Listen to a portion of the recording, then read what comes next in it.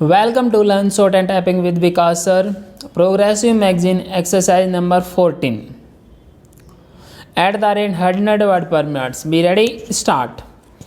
May I strike a certain personal note and then go on to other considerations.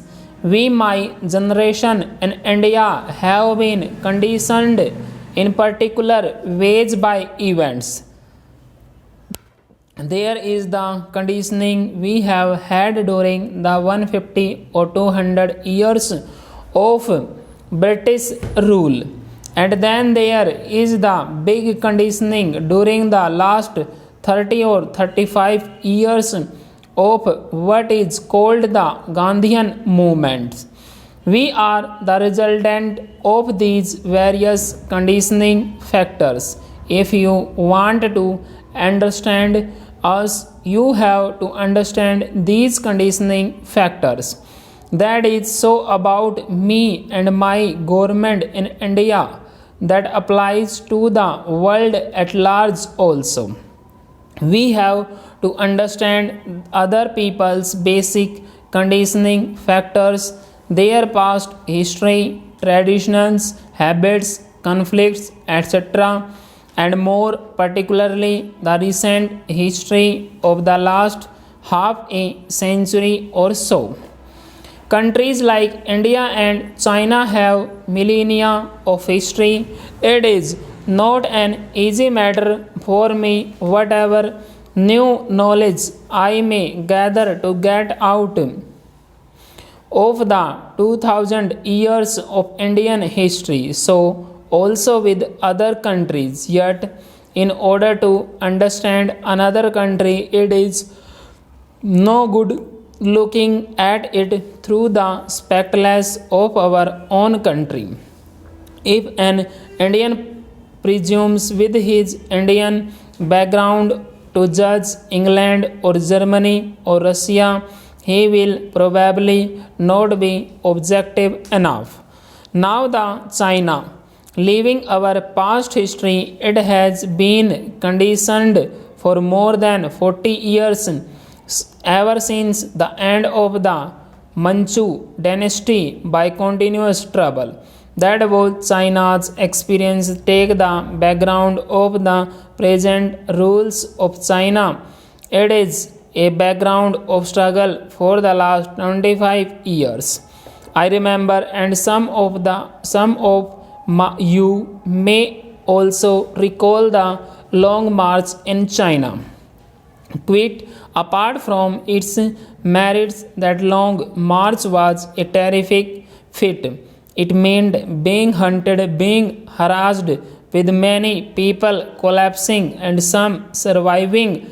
They often found a habitat in the mountains and in the caves and lived there for a number of years, organizing themselves. Then came the Japanese invasion. They fought the Japanese invasion that turned into a world war later. Imagine what a powerful determining influence these factors must have had on the people who took part in a march of 8,000 miles, and whatever the system of government, which is a great relief after 2 generations of disorder. The second is their feeling of nationalization. They feel that their great country, which has been kicked and tossed about for generations, has become unified and strong and can stand up on its own feet and look to any other country in the face.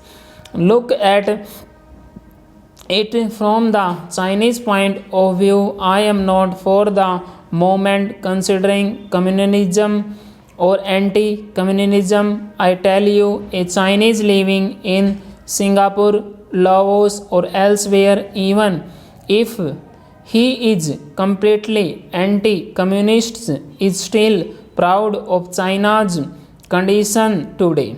He has his nationalist pride that his state, his country, is strong and unified. This is the background of China today. Of course, it did not require my going to China to know all this, but if you keep it in mind, you will understand something of what is happening in China. You and I know very well that in China today they have got a certain political structure and a certain economic structure. The rurals of China are communities.